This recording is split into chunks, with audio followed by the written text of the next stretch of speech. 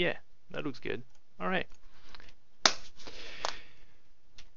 Hi everybody, this is Ominous for Responsible Gaming, doing my weekly episode of Ominous Designs. Let's get this back on top. Today we're gonna make, the episode is called Live from the Loan.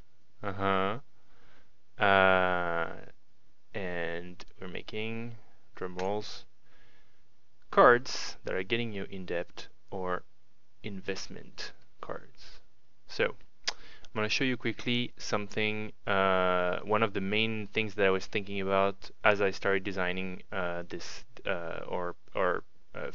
thinking of this theme, is this guy over here. You can probably barely see it, but look, he's kind of funny looking. He's Ikatian Money Changer. This guy says, Ikatian Money Changer enters the battlefield with 3 credit counters on it. When Ikatian Money Changer enters the battlefield, it deals 3 damage to you. That sucks. At the beginning of your upkeep, put a credit counter of Ikatian Money Changer. Sacrifice Ikatian Money Changer. You gain 1 life for each credit counter on Ikatian Money Changer. Activate this ability only during your upkeep. So every turn you can get an extra counter, and when you decide to sack it, but only during your upkeep, you get all the life back. But you already paid 3 life and got the 3 counters. The trick over there is if it gets removed, you get screwed of your 3 life, but every turn you get an extra counter, and then you upkeep, you can get the life back. I was using this when I was younger as a casual Magic player, and people hated it because I could leave it on the battlefield for 10 turns. I could have 2 of them, and then all of a sudden I'm like, fine. Provided that for X or Y reason I felt like I was safe, or just because it was casual and I was safe because people didn't deal with it. But I got all my life back. I got 20 life back, or I don't know. Obviously it's risky. And look, it's got like some fun illustrations. This one's actually kind of gorgeous. So that's cool. So what can we do to make some sort of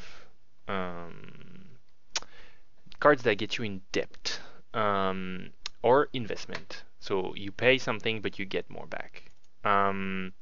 So, well, it's not. I'm thinking. I actually have another card to show you. Is this guy, Friction Processor? And the story is, I designed a card that I realized was very close to Friction Processor, and then I started thinking of this theme. This guy was sort of busted. For 4 mana, you can pay life when he enters the battlefield, and for 4, you tap and you put a XX onto the battlefield, where X is the amount of life paid. Back in the day when this was first printed, people kind of ended up paying 10 to 19 life, and then starting churning out 19 creatures, and then they have artifacts to untap, etc., etc. That was the good old days of Urza Saga. So the cards that I thought of, and I'm just gonna start making it, and we're just gonna kind of improvise on the theme, because I don't think I have a completed version just yet, but I'm gonna start with the illustration just because I can't find it. That's why. Well, actually, so this one is a good. It's not the best actually. Anyways, no. Let's finish with the image later. It's not the worst either, I guess. So the idea is, this guy. At first, I thought it would be an enchantment, but I'm disliking the similarity with a Friction Processor, and also enchantment that makes creature are kind of. So the idea is to limit it in power, and basically I was gonna do something when this guy enters the battlefield.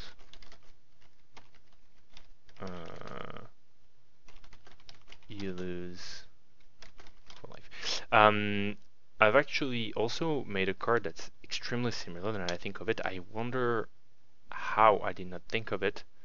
I'll show you later. So okay, I'm going in all directions now. So finish the card. What it's gonna do is it's gonna make creatures, and we're gonna try and make creatures that like zombies with lifelink, basically. so that you can try and get your life back. This is a complete crapshoot right now. I'm just adding some cost. Put a is there I wish I could remember the spell in Ravnica. Just want to check my template right here. CMC1 expansion git crash black and white.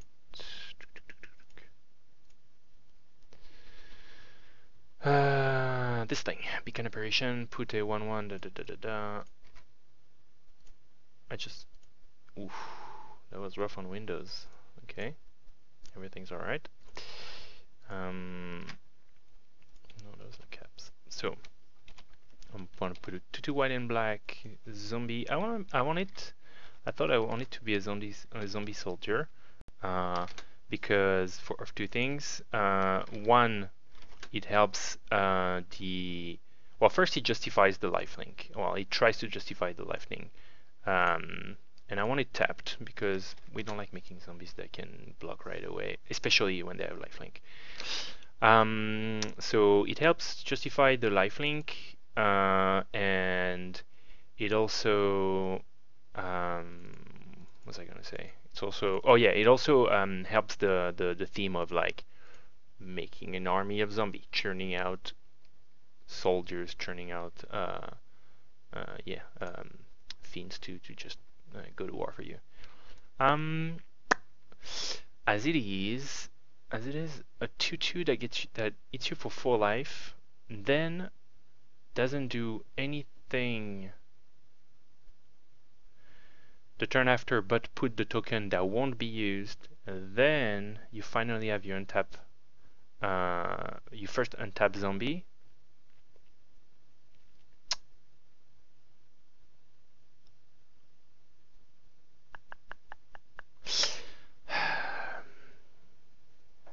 I don't like it. It's a little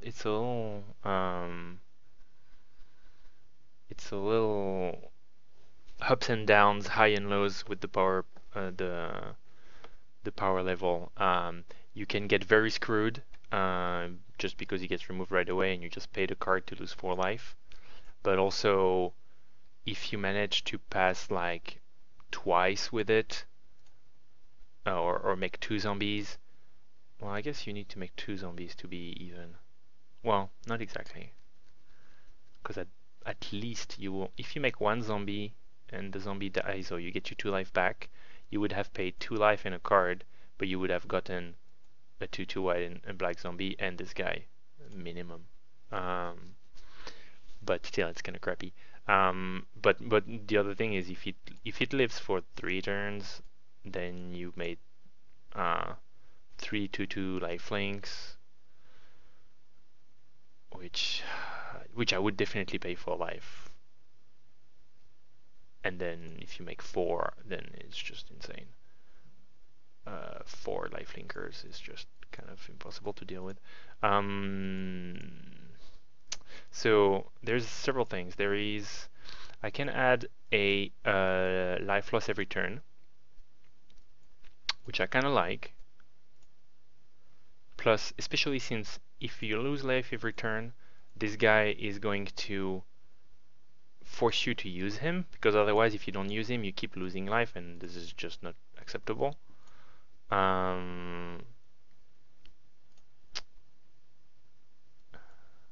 So what's the best combination? I think losing life every turn is going to make him better, obviously, because, well, depending on you balance it, but at least if it gets removed, you won't have paid up front, which I guess is actually the theme I was trying to push. Okay, so never mind. I'll do it. So how about you lose 2 life, and then, oh god, I think somebody was telling me, oh, I completely forgot. There you go. Control M, guys, if you use Magic Editor. I'm so lucky I actually remembered. And lose 1 life. I don't even remember how you do that.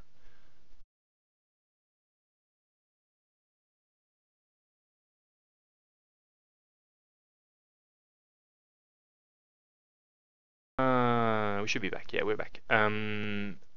So yeah, the template. The template. I think the balance is getting there. The template.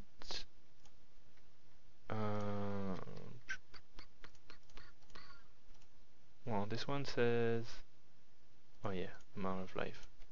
I'll check the template later. Don't want to be doing this right now. And you can pretty much wrap it that way, I think. It's fine. I had other illustrations. This guy is not quite. It could be Orzhov, I guess, but it's got skeletons, which is kind of lame because he makes zombies. Yeah, just use that. The cutoff is not fantastic because you can't see the zombies, but such is life. Such is life. You'll need a new name. Can you do an Hellraiser? I don't know if... Is there Hellraisers? I think there is, isn't there? Hellraiser Goblin, that's it? Wow.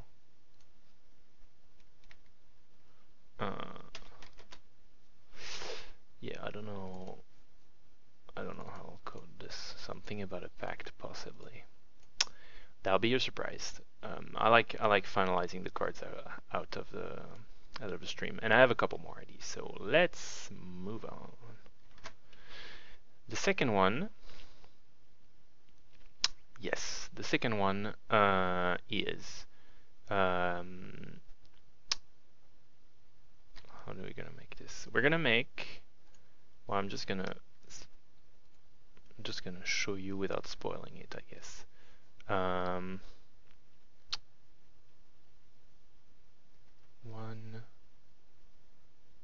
I don't think I want to. Okay, whatever. We'll see. No, not this now. So, this is an enchantment. It's definitely challenging to kind of like not tell you everything right away and try and show you bits and pieces rather than just tell you exactly the card I'm going to make. Sometimes I don't exactly know how to present it. So this thing is going to do, when it enters the battlefield, target opponent gains, I have no idea, full life.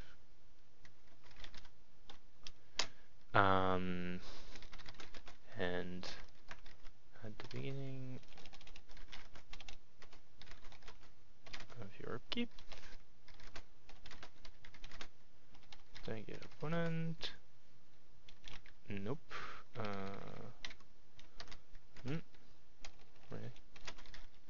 Deals, I don't know, we'll see, damage to target opponent.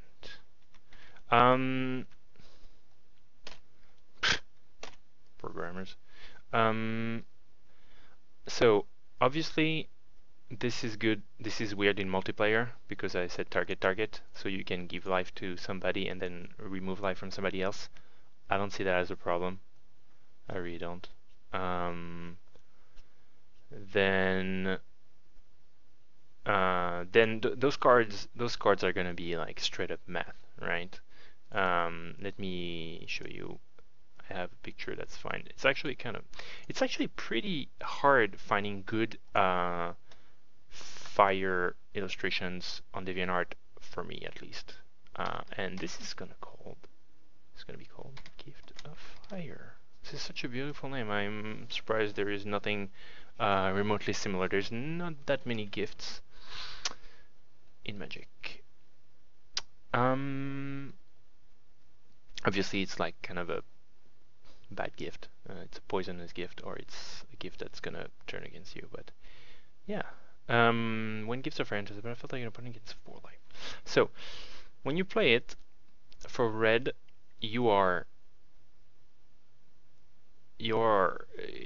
giving a chunk of life back.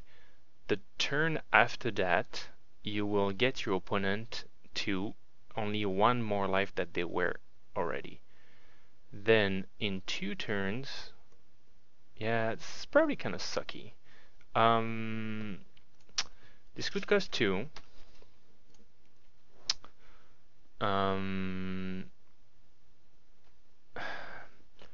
It's unavoidable.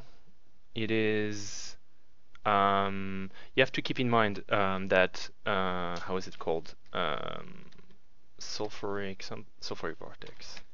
Sulfuric vortex. Should have typed the whole thing. Oh no, wrong one. Oh, god damn it. Sulfuric vortex. 1 red. Each player gets 2. Oh, and also you cannot gain life. This card is redonkulous. 2 life a turn. You don't even have to bother caring about the downside that you also lose life. But this card for 3 deals 2 damage each turn, and it's redonkulous. This one, if I leave it like this, it doesn't have the upside of preventing life gain, that's for sure. But it still starts a turn earlier with 1 less red mana, and it goes -4, -1, 2, 5, while Sulfuric Vortex went 2, 4, 6, 8, and then you go to 7, and it goes to 10, you go to 9, it goes to 12. I guess you never catch up. Okay, alright, it's good to know. Oh, you started turn earlier. Right. So when Sulfuric Vortex goes 8, you went 5 times. 4 turns of Sulfuric Vortex, which is 4 turns of Sulfuric Vortex. It's probably the max of turns you expect of having a Sulfuric Vortex before your opponent is dead. And 5 turns of this goes -4, -1, 2. Right? No. Yeah. -4, -1, 2, 5, 8 as well.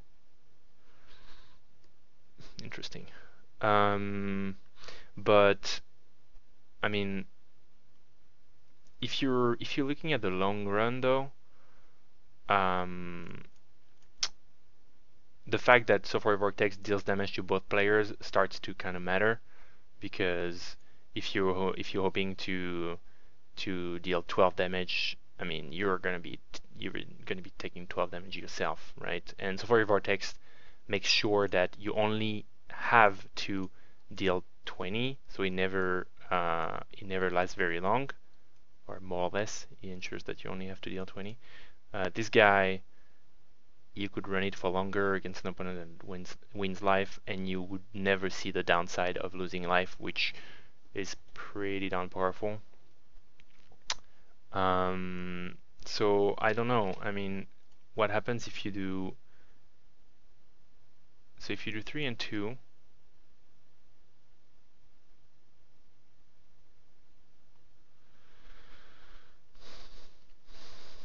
and you're happy enough to play it on turn 2. On turn 3, you're on -1. On turn 4, this finally did its first damage, and then it does 1 damage a turn. I almost prefer thinking of it in terms of this is an enchantment that deals 2 damage a turn, which is amazing, with the caveat, or which actually might only be pretty good, with the caveat that it takes 3 turns to start. While you play it, it's very bad. The next turn, it's still kind of bad. The third turn, it barely gets started. So I don't know. I'm actually thinking that if I play it like this, if I create it like this,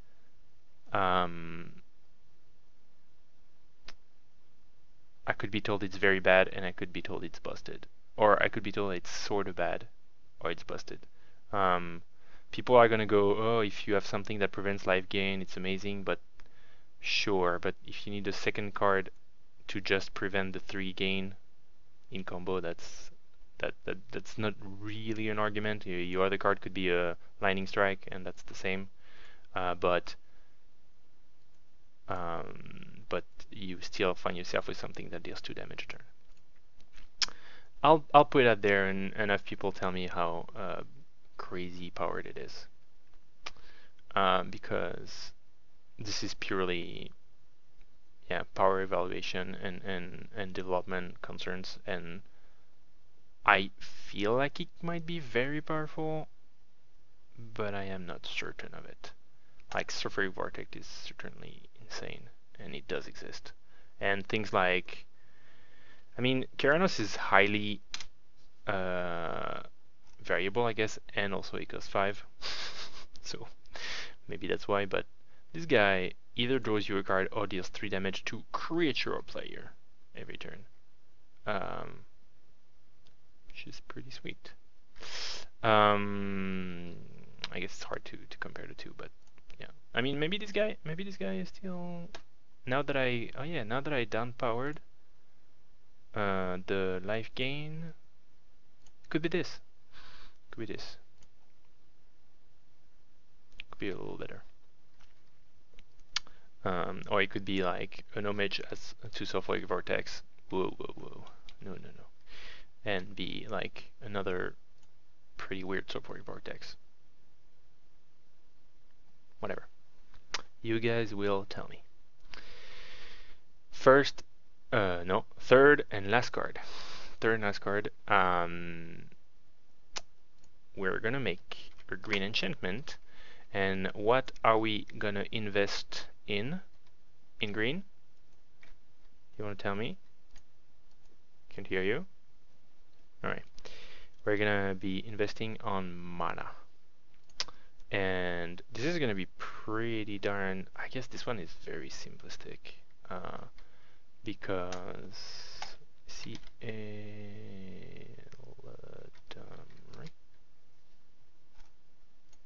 Eldamri's Vineyard. Oh, each player. Yeah. So basically, my idea was pre-combat main phase. Oh, right.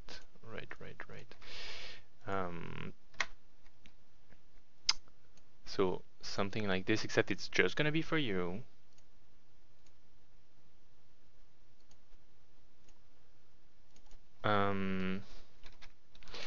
See, the thing is, oh no, I remember what was the design.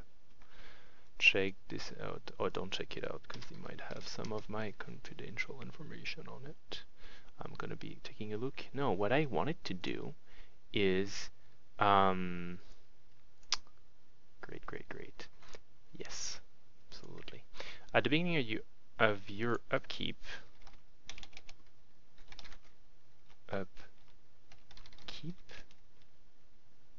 No, your upkeep. Your pre-combat main phase, I suppose. There might be a new template for those, but this one didn't get added. Add a green to your mana pool for each growth counter on it. Okay. Are you following me? Then, I guess I'll put it here. So I'm just copying what I had before, because I haven't thought about it just yet. Add a growth counter on, put a growth counter? Let's put a growth counter on what's his face. Template, I would go to Oblivion Stone. With what I want to know is there quotes fate counter? No, there is none. And put a on. Put a growth counter on that thing.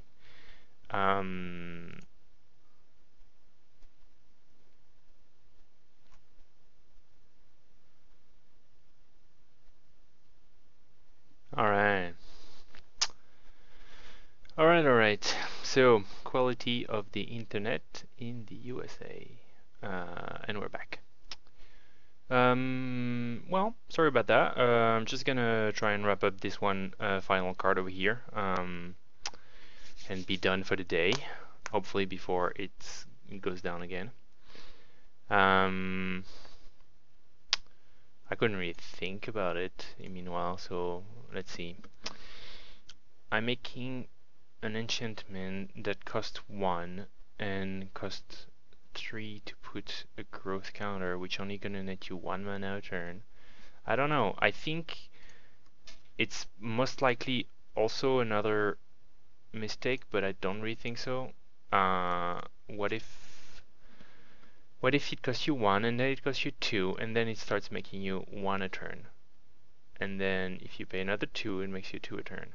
So it costs you 1, you pay 2. The turn after you have 3 mana and you pay with your mana that it gets you, you pay twice again. I'm trying to push it a little bit. So on turn 3 it makes you 2 mana, and then on turns 4 and onward it makes you 2 a turn, except you already spent turn 1, 2, and 3 into that, and all you get is 2 mana a turn.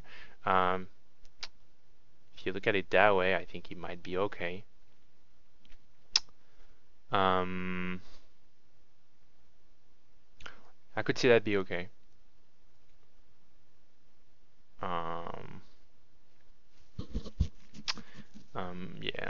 Yeah. I definitely call to the community's opinion for the balance for this one as well. All those cards are going to be very, very. There's going to be a bunch of debate, I think, because yeah, I don't know. It's the math of it. It's the just sheer number of how much you pay, how much mana do you get every turn, how much damage do you get every turn. Is that a good deal? I think people will argue a little bit on that. So I think that will be it. Those are the 3 cards anyways. They're pretty close to done. I'll wrap up with the names, the authors, and possibly change the pictures and then put them up tomorrow on www.bullseye.com. It's been a very eventful episode. Hopefully I will figure out exactly how to piece the little bits together tomorrow or tonight to make an entire YouTube video out of them.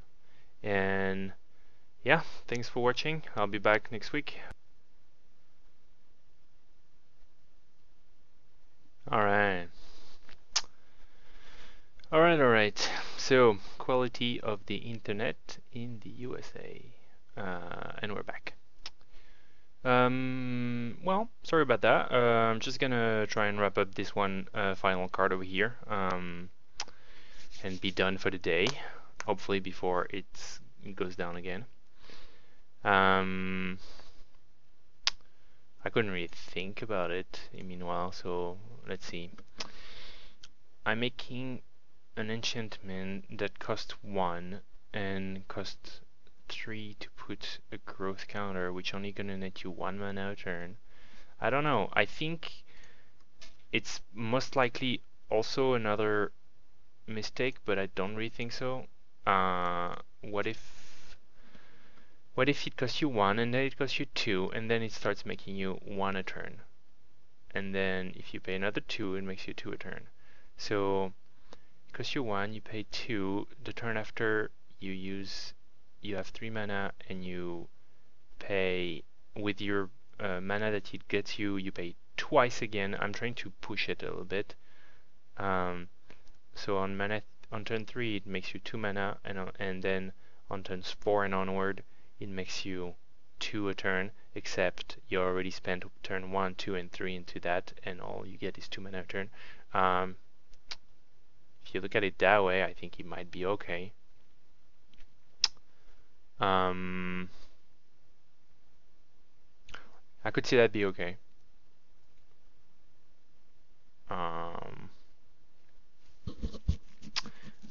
Yeah. Yeah, I definitely call to the community's opinion for the balance for this one as well. All those cards are going to be very, very. There's going to be a bunch of debate, I think, because yeah, I don't know. It's the math of it. It's the just sheer number of how much you pay, how much mana do you get every turn, how much damage do you get every turn. Is that a good deal? I think people will argue a little bit on that. Um, so I think that will be it.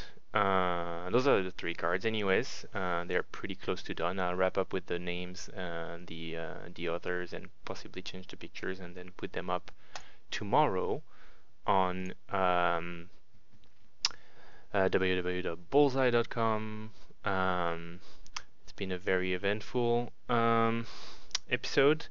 Hopefully, we'll figure out exactly how to piece the little bits together tomorrow or tonight to make an entire YouTube video out of them. And yeah, thanks for watching. I'll be back next week.